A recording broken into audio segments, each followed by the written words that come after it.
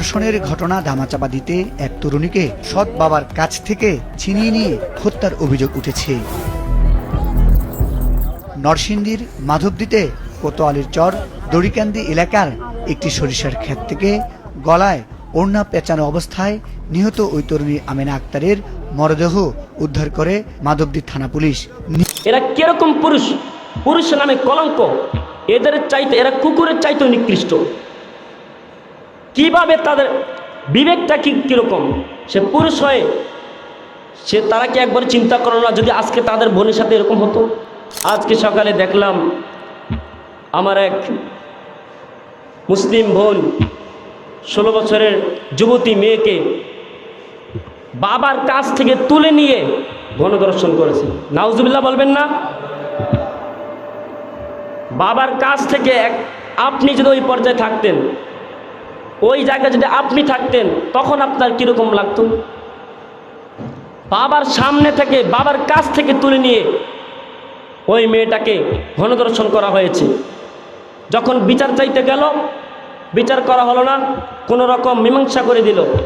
তারপরেও ওই ঘটনাকে তারা ধামাচাপা দেওয়ার জন্য তারা ওই মেয়েটাকে শেষ পর্যন্ত আর বাঁচতে দিল না। মানুষ এতটা নিকৃষ্ট হয়েছে। আরেক বোনকে দেখলাম 6 বছরের শিশু, রাজধানীতে ওই মেয়েকে ধরে গণধর্ষণ করা হয়েছে। দেশে এগুলো কি চলছে? এজন্য দেখেন, আপনি এখন হয়তো বা বলতে পারেন হুজুর রাজনীতির কথা বলেন না, এগুলো রাজনীতির কথা, এগুলো প্রতিবাদ করা আমাদের ইমানি দায়িত্ব। উনি আমাদের মুসলিম বোন, এগুলো যদি প্রতিবাদ না করেন, আজকে হয়তো বা ওই মেয়ের উপর ধর্ষণ হয়েছে, কাল যে আপনার মেয়ের উপর হবে না, কাল যে আপনার বোনের উপর হবে না, কোনো গ্যারান্টি আছে? আজকে আমরা প্রতিবাদ করি না বিদায় তারা এত সাহস পাচ্ছে। বাংলাদেশের মিডিয়ার মাধ্যমে বাংলাদেশের প্রশাসনকে বলবো, আপনারা যে এই ঘটনাগুলো ঘটিয়েছে তাদেরকে সুষ্ঠু তদন্তের মাধ্যমে তাদেরকে আইনের আওতায় এনে সর্বোচ্চ শাস্তি দিতে হবে। কথা বলেন ঠিক না? ঠিক।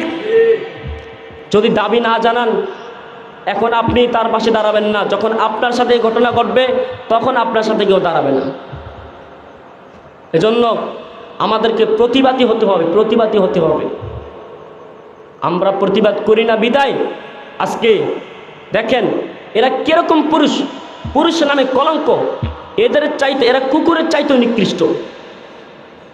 কিভাবে তাদের বিবেকটা কিরকম, সে পুরুষ হয়ে তারা কি একবার চিন্তা করলো না যদি আজকে তাদের বোনের সাথে এরকম হতো?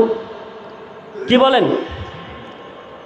আমি বলি তারা কুকুরের চাইতে নিকৃষ্ট, কুকুর তাদের চাইতে ভালো আছে। এজন্য যার যার জায়গা থেকে সব সময় অন্যায়ের বিরুদ্ধে প্রতিবাদ করবেন। হক পথে থাকলে বাধা আসবেই। আপনি প্রতিবাদ করবেন, কে কি বলল সেটা দেখার বিষয় না। প্রতিবাদ করা ইমানের দায়িত্ব। আমি প্রতিবাদ করেছি, যার যার জায়গা থেকে সে প্রতিবাদ করবেন।